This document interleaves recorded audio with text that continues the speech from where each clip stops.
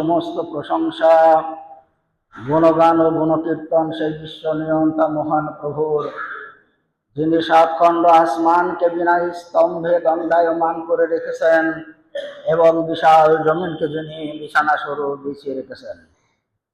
তারপরে পরে আকায়ে নামদার তাজেদারে মদিনা মুহাম্মদুর রাসূলুল্লাহ সাল্লাল্লাহু আলাইহি ওয়াসাল্লাম পর হাজার হাজার দরুদ ও শান্তির সুধা বর্ষিত হোক। আমিন, আল্লাহুম্মা আমিন। আমি আপনাদের সম্মুখে সূরা আরাফের 172 নম্বর আয়াত পাঠ করেছি। সেই আয়াতকে সামনে রেখে সংক্ষিপ্ত আলোচনা রাখবো ইনশাআল্লাহ। আজকের আলোচনার বিষয় আদম আলাইহিস সালামের আর এক পর্ব। আল্লাহ তাআলা আদম আলাইহিস সালামকে তৈরি করার পরে আদম আলাইহিস সালামের প্রজন্ম কিয়ামত পর্যন্ত যত এসেছে এবং আসবে সমস্ত মানুষের রূহগুলোকে আদম আলাইহিস সালামের পিঠ থেকে বাহির করেছিলেন। আদম আলাইহিস সালামের পিঠে আল্লাহ তাআলা হাত দিলেন, ডান হাত দিলেন, অসংখ্য ক্ষুদ্র ক্ষুদ্র সব রূহগুলা বেরিয়ে চলে আসলো। তারপরে বাম হাত দিলেন, আবার অসংখ্য ক্ষুদ্র ক্ষুদ্র রূহগুলা বাহির হয়ে আসলো। তাই আল্লাহ তাআলা বলছেন, ইযাখাযা রাব্বুকা বানি আদমা, আল্লাহ তাআলা যখন বানি আদমদের সঙ্গে আদম সন্তানদের সাথে যে অঙ্গীকার করেছিলেন মিন যুহুরিহিম যুররিয়াতাহুম, আদম আলাইহিস সালামের পিঠ থেকে তার সমস্ত প্রজন্মের রূহগুলাকে বার করলেন। বার করে আল্লাহ তাআলা যেটা বললেন প্রভু হিসাবে, আলাস্তু বিরাব্বিকুম, আমি কি তোমাদের প্রভু নই? আমি কি তোমাদের সৃষ্টিকর্তা নই? আমি কি তোমাদের পালনকর্তা নই? কালু বালা শাহিদনা, তারা সকলেই এক বাক্যে বলল, হ্যাঁ আমরা সাক্ষ্য দিচ্ছি আপনি আমাদের প্রভু, আপনি আমাদের স্রষ্টা, আপনি আমাদের খালেক ও মালিক।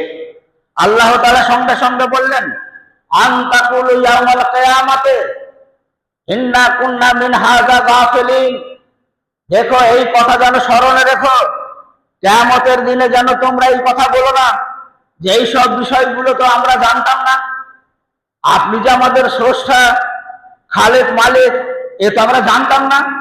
এই কথা যেন কিয়ামতের দিনে তোমাদেরকে বলতে না হয়। তার মানে কি?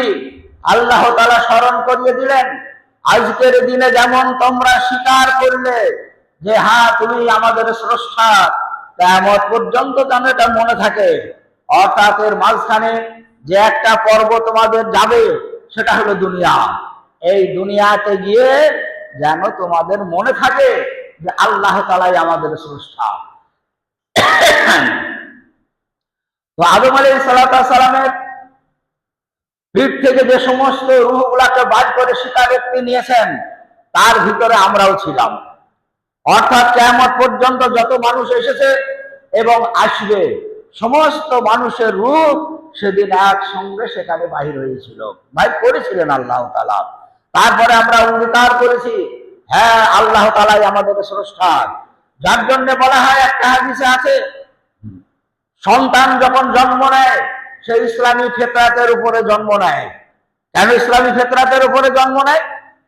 তারপরে ইউহাব্বিদানিহি ওয়া ইউনাসসিরানিহি ওয়া ইউনাজ্জিরানিহি, যে যে ধর্মের মানুষ, যা ইহুদি সে ইহুদি বানিয়ে দেয়, খ্রিস্টান বানিয়ে দেয়, অগ্নি পূজক সে তার সন্তানদের অগ্নি পূজক বানিয়ে নেয়। কিন্তু যখন জন্ম নেয় তখন সে ইসলামী ফিতরাতের উপরে জন্মগ্রহণ করে। তার কারণ আল্লাহ তাআলা আদম আলাইহিস সালামকে তৈরি করার পরে তার পিঠ থেকে সমস্ত রূহকে বাহির করে তিনি স্বীকারোক্তি দিয়েছেন। সবাই স্বীকার করেছে, কালু বালা শাহিদনা, হ্যাঁ আমরা স্বীকার করছি, সাক্ষী দিচ্ছি আপনি আমাদের প্রভু। আর আল্লাহকে প্রভু বলে স্বীকার করার মানেই সে হলো ইসলামের ধারক, আল্লাহ তাআলাকে প্রভু হিসাবে মেনে নেওয়ার একজন বান্দা। তো আল্লাহ তাআলা সেই আদম আলাইহিস সালামের পিঠ থেকে বাহির করার পরে এই দ্বিতীয়বার জন্ম হচ্ছে পৃথিবীতে।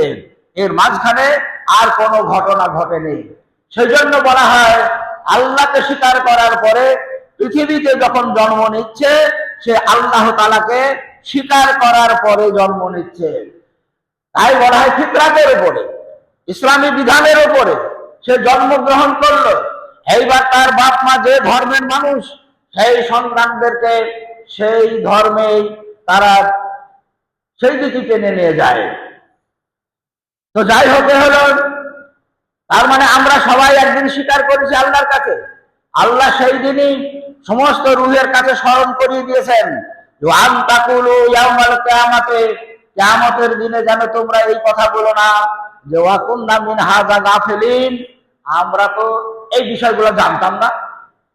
আল্লাহ যে আমাদের স্রষ্টা তা তো আমরা জানিও নি, শুনিনি। এই কথা যেন তোমাদেরকে বলতে না হয়, আল্লাহ তাআলা সেই দিন স্মরণ করিয়ে দিয়েছেন আর কিয়ামতের দিনে পাকড়াও করবেন। তো যাই হোক, আদম আলাইহিস সালামকে আল্লাহ তৈরি করলেন, জান্নাতে রাখলেন মা হাওয়াকে সহ। তারপরে শয়তানের ওয়াসওয়াসাতে আল্লাহ তাআলার নির্দেশ, আল্লাহ তাআলার বিধান লঙ্ঘন করলো। এই সমস্ত ঘটনাগুলো আপনারা শুনেছেন। আল্লাহ তাআলার বিধান যখন লঙ্ঘন করলো তখন তার শরীর থেকে সমস্ত পোশাক খুলে পড়ে গেল, আর জান্নাতের পাতা নিয়ে, ওয়ারাকুল জান্নাহ, জান্নাতের পাতা নিয়ে তার শরীরে তাদের লজ্জাস্থান সমস্ত আবৃত করতে শুরু করলো। এইরকম অবস্থায় এতটুকু শাস্তি দিয়ে আল্লাহ তাআলা ক্ষান্ত হননি। এত বড় অপরাধ করেছে যে শুধু শরীরের পোশাক উলঙ্গ হয়ে তার সেই অন্যায় ক্ষমা হয়ে যাবে তা নয়।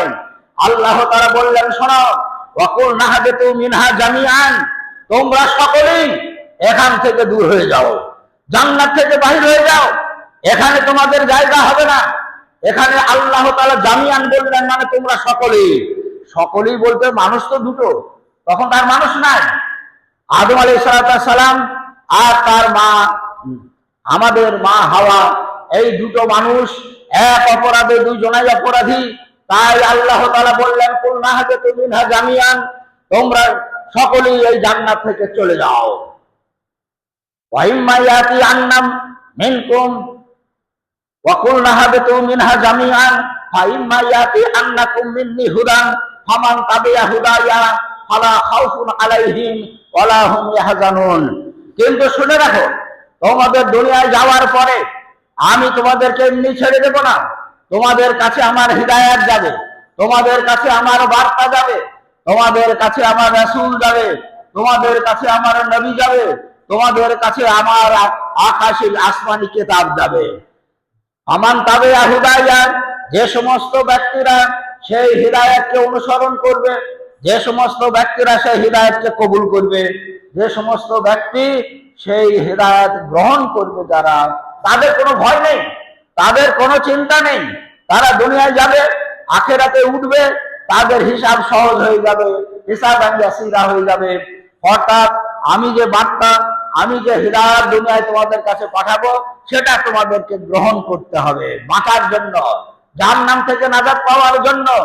আর যদি কেউ সেটা না করে তাহলে তাদের কি করতে হবে? তারা সেই শয়তানের সাথে তারা জাহান্নাম যাবে।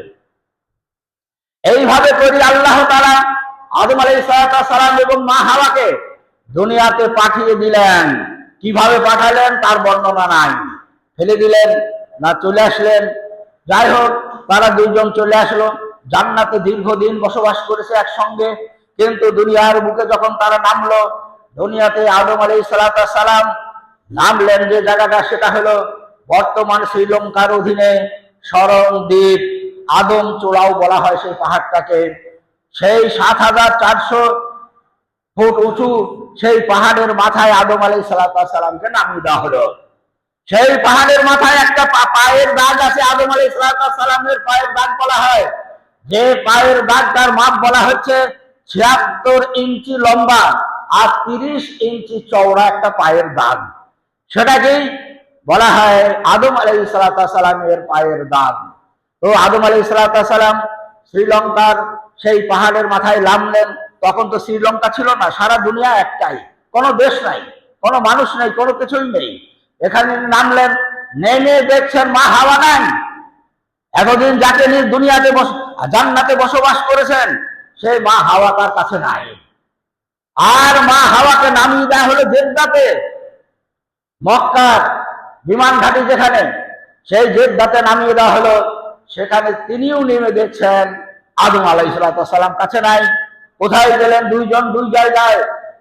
তাহলে শ্রীলঙ্কা থেকে জেদ্দা কত দূর বুঝতে পারছেন? ভারত থেকে জেদ্দা প্লেনে যেতে 6 ঘন্টা টাইম লাগে।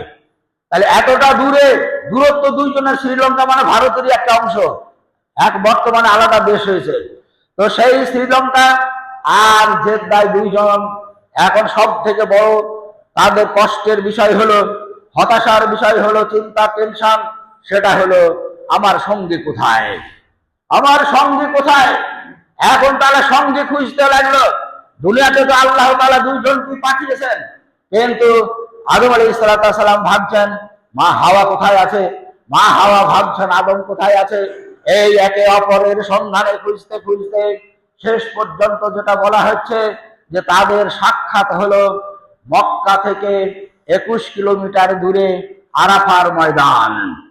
সেই আরাফার ময়দানে একটা পাহাড় আছে, জাবালে রহমত। সেই পাহাড়টার নাম হলো রহমতের পাহাড়। মা হাও ঘুরতে ঘুরতে সেখানে গিয়ে পৌঁছে গেছেন আরাফার ময়দানে। আর আদম আলাইহিস সালাম তিনিও খোঁজাখুঁজি করতে করতে আরাফার ময়দানে গিয়ে পৌঁছে গেছেন। এর মাঝখানে এই খোঁজাখুঁজি করে দুইজনে এক জায়গায় আরাফার ময়দানে যখন একত্রিত হলেন, তাদের ভিতরে সময় কেটে গেছে 300 বছর। বলা হচ্ছে 300 বছর এই ঘোরাঘুরি করে তারা আরাফার ময়দানে গিয়ে একত্রিত হলেন। একত্রিত হয়ে উভয়ে সেই পাহাড়ের মাথায় গেলেন। তাদের ভুল, তাদের অপরাধ, তাদের অন্যায়, আল্লাহ তাআলার যে সীমা বেঁধে দেওয়া হয়েছিল তার লঙ্ঘন, এ সমস্ত কিছু তারা আল্লাহর কাছে স্বীকার করার জন্য প্রস্তুত হলেন। আল্লাহ তাআলা বলছেন ফাতালাক্কা আদামু মির রাব্বিহি কালিমাতিন ফাতাবা আলাইহি ইন্নাহু হুয়াত তাওয়াবুর রহিম। আল্লাহ তাআলা বলছেন আদম আলাইহিস সালাম এবং মা হাওয়া তাদের অপরাধ স্বীকার করার জন্য, তাদের অন্যায় মাফ করে নেওয়ার জন্য, তারা যে ক্ষতিগ্রস্ত হয়েছে তা থেকে উদ্ধার হওয়ার জন্য, আল্লাহ তাআলার কাছে তওবা করার জন্য তারা কয়টা কালেমা বেছে নিলেন। সেই কালেমাগুলো কি? রব্বানা যালামনা আনফুসানা ওয়া ইল্লাম তাগফির লানা ওয়া তারহামনা লানাকুনান্না মিনাল খাসিরিন। রব্বানা যালামনা আনফুসানা, হে আল্লাহ, আমরা আমাদের নফসের উপরে অত্যাচার করেছি, আমাদের নফসের উপরে আমরা জুলুম করেছি। তুমি আমাদের সেই জুলুম তুমি ক্ষমা করো, আমাদের উপরে রহম করো। আমরা যে ক্ষতিগ্রস্ত হয়েছি তা থেকে আমাদেরকে উদ্ধার করো। এই দুইজনে যৌথভাবে সেই জাবালে রহমতের মাথায় উঠে আল্লাহ তাআলার দিকে মুখ করে এই দোয়া তারা বারবার পাঠ করতে লাগলেন। আল্লাহ তাআলা তাদের দোয়া সেই জাবালে রহমতের যখন তারা আল্লাহর কাছে বারবার ওই দোয়া করতে থাকেন, আল্লাহ তাআলা দোয়া কবুল করলেন, তাদের অপরাধ ক্ষমা করে দিলেন। তাদের যে অন্যায় তারা করেছিল, সীমা লঙ্ঘন করেছিল, তাদের তওবা করার কারণে আল্লাহ তাআলা সব ক্ষমা করে দিলেন। এই যে আদম আলাইহিস সালাম এবং মা হাওয়াকে দুনিয়ার বুকে নামিয়ে দিলেন, দুনিয়ার বুকে এইরকম ঘটনা 3টে ঘটেছে। আসমান থেকে নামিয়ে দেওয়া হয়েছে আর তোলা হয়নি, আবার আকাশে তোলা হয়েছে, এখন পর্যন্ত নামানো হয়নি। আর একটা ঘটনা, উঠানো হয়েছে আবার নামানো হয়েছে। তাহলে নামানো হয়েছে, উঠানো হয়নি, সেটা হলো আদম আলাইহিস সালাম এবং মা হাওয়া, তাদেরকে আকাশ থেকে পৃথিবীতে নামিয়ে দেওয়া হয়েছে এবং আর তাদেরকে সেখানে উঠানো হয়নি। ওদেরকে বলা হয়েছে তোমরা দুনিয়াতেই থাকো, দুনিয়াতেই মৃত্যুবরণ করো, দুনিয়াতেই তোমাদের কবর হবে, আর কিয়ামতের দিনে ওই মাটি থেকেই তোমাদেরকে আমি তুলব। সূরা তাহার 55 নম্বর আয়াতে আল্লাহ তাআলা এই কথা বলেছেন। তাহলে দুনিয়া থেকে দুনিয়াতে নামানো হয়েছে, ওদেরকে আর উঠানো হয়নি। দুনিয়াতেই মৃত্যুবরণ হবে, কবর হবে, আল্লাহ তাআলা তাদেরকে সেখান থেকে উঠাবেন। আর একটা যেটা উঠানো হয়েছে, নামানো হয়নি এখন পর্যন্ত, সেটা হলো ঈসা আলাইহিস সালাম। ঈসা আলাইহিস সালামকে আল্লাহ তাআলা পৃথিবী থেকে জীবিত উঠিয়ে নিয়েছেন। সূরা আল ইমরানের 155 নম্বর আয়াতে বলেছেন যে তাদের উঠিয়ে নেওয়া হয়েছে, এখন পর্যন্ত তাকে নামানো হয়নি। কিয়ামতের আগে দুনিয়াতে তাকে পাঠানো হবে।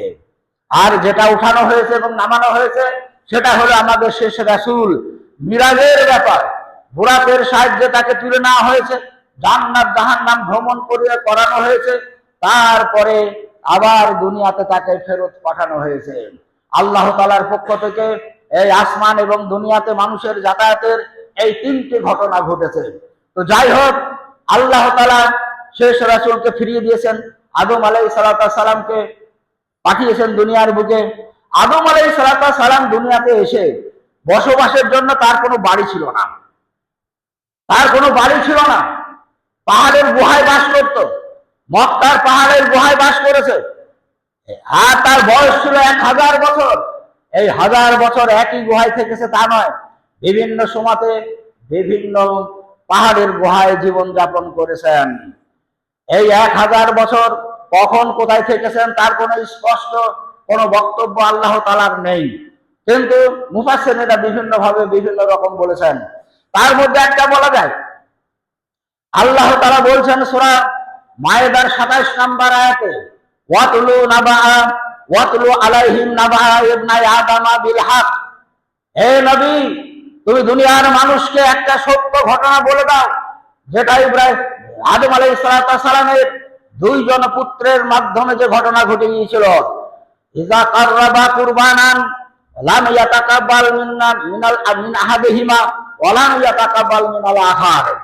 তাদের 2 জন সন্তান, এই সন্তানদের এই দুটো সন্তানের এখানে নাম বলা হয়েছে। একজনের নাম হলো হাবিল, একজনের নাম হলো কাবিল। আর একটা সন্তানের নাম পাওয়া যায়, সেটা হলো শীস আলাইহিস সালাম। আদম আলাইহিস সালামের এই 3 জন সন্তানের নাম কোরআন মাজিদে উল্লেখ করা হয়েছে। আর কোন সন্তান সন্ততির কোন নাম কোরআনে উল্লেখ করা হয়নি। তো যাই হোক, মুফাসসিররা বিভিন্ন জন বিভিন্ন রকম বলেছেন। কেউ বলেছে 120টা সন্তান, কেউ বলেছে 40টা সন্তান। যাই হোক, সেটাও আমরাও সেইভাবেই বলি, সঠিকভাবে আমরা বলতে পারবো না। তবে 3 জন সন্তানের কথা আল্লাহ তাআলা উল্লেখ করেছেন। এখন এই 2 জন সন্তান হাবিল এবং কাবিলের যে ঘটনা, সে লম্বা চওড়া ঘটনা, আপনারা অনেক জানেন, সেগুলো আজকে বলার উদ্দেশ্য নয়। তাদের জীবনে একটা ঘটনা ঘটেছিল, বৈবাহিক একটা সম্পর্ক তৈরি করা নিয়ে তাদের মধ্যে ঝগড়া হয়। সেই ঝগড়ার ফায়সালা আদম আলাইহিস সালাম বলেছিলেন শেষ পর্যন্ত যে তোমরা করো আল্লাহর ওয়াস্তে কিছু উৎসর্গ করো, কুরবানি করো। যার কুরবানি আল্লাহ তাআলা কবুল করবেন সেই এটাকে পাবেন, আর যার কুরবানি কবুল হবে না তার জন্য সেটা হবে না। এই জন্য তারা উভয়ই কুরবানি আল্লাহ তাআলার নামে উৎসর্গ করেছিলেন, একজন দুম্বা আর একজন কিছু শস্য। এই ঘটনাটা ঘটেছিল বর্তমান সিরিয়ার ভিতরে কানা বলে একটা পাহাড়, সেই পাহাড়ের পাদদেশে বাস করার কথা পাওয়া যাচ্ছে মক্কার পাহাড়ের গুহায়। আর এই ঘটনা ঘটছে সিরিয়াতে কানা পাহাড়ের পাদদেশে, যেখানে সেই কুরবানি হাবিল তার কুরবানি সেখানে হাজির করেছিল, কাবিল তার কুরবানি সেখানে হাজির করেছিল।